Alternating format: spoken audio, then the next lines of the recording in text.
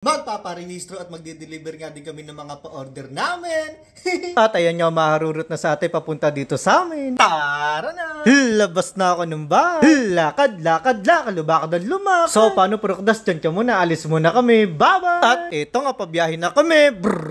At dahil na-miss ko nga po yung kotse, ako nakakakumuni magdodrive at tama sakay na nga lang po muna si ate. At para hindi naman nga po nakakaya na magparehistro ng kotse at napakadumi nga din ng kotse namin. At wala na nga din time at hindi nga din namin kakayanin sa sobrang daming dumi. At sakto naman nga din, may bibilin nga din kaming mga gagamitin nga sa paninda, kaya diniretso ko na nga muna dito sa karwash. At buti na nga lang din, may karwasyan nga po dito sa tabi ng pagbibilan namin. Sayang naman nga yung oras. Iniwan na nga namin yung susi at kotse para habang namimili kami, yun na may nililin. At ayun nga po, di ba nga po, may mga pa-order nga po kami. Pumunta nga po muna kami dito sa Seymour para nga po mamili ng mga gagamitin namin. Tapos naglakad na nga lang din kami, papunta nga po dito sa pamilihang bayan ng Talavera. Bali naubos na nga po kasi una naming mga biniling lalagyan. At dahil hindi pa nga dumadating yung order ni Dayan sa online. At ito nga, bumili na nga muna kami kahit 20 piraso. Hindi naman na nga din kami nagtagal doon at bumalik na nga kami dito sa karwash. At pagdating namin, abutan naman nga namin nalilinisan na ilabas. At tama-tama nga kakotong binili namin na milk tea para kahit papano habang naghihintay kami. At nagkukwentuhan, may iniinom. O siya, i-share ko na nga lang din po sa inyo kung ano nga po yung nangyari sa loob ng kotse. Di ba nga po, ang tagal nga po naming nawalat na uwi nga po kami ng Bicol. Yun nga din po yung dahilan kung bakit nga po na-stuck yung kotse kila ate. At dahil hindi nga po nagagamit. At dahil napasukan ng tubig sa loob. Sa bandang harapan po kasi may bigla na nga lang pong bumuhos na tubig sa loob. Naalis naman nga po yung net na punasan naman po ni ate. At syempre dahil nga basta't nakasarado yung kotse, hindi nga sumising yung mga upuan, manubela, at yung ano-ano pa kayo nasa loob. Nagkaroon nga po ng parang amag. At bumaho nga din po dahil nag-amoy kulo. At ang nangyari na kalinisan, talaga nga naman masasabi ko yung sulit yung aking bayan. Kumintab na nga ulit yung kotse at bumango po yung loob. Oops, teka lang, pero bago kami magparehistro ng kotse, dumako na nga muna tayo dito sa bagong bake ni Dayan na macaron. Ang masasabi ko lang, kung hindi nga ito masarap, hindi na nga kami mauulit na magtinday. At base na nga din sa mga feedback ng mga bumili sa amin at natikman, sobrang saya nga lang para sa part namin dahil nagustuhan nga po nila. At bukod nga po kasi sa ginawa ito na may pagmamahal, hindi nga din po tinipid yung mga ingredients na ginamit dito. Yay! Kumbaga hindi puro harina. Magbasa tayo. Katulad nga nito, kakaiba nga, sakto lang yung tamis. Next time ulit, pabili ulit bukas ng isa. Masarap nga in fairness. Papa Bear goods na masarap po siya. Salamat. Masarap Papa Bear, lasang hindi tinipid. Ay, kaya sinasabi ko sa inyo, umorder na kayo para matikman. Tapos nadaan na nga namin lahat ng pa-order. Magpaparehistro na nga kami, na nga namin dito sa insurance. At itong araw na nga din mismo expired yung lisensya ng kotse.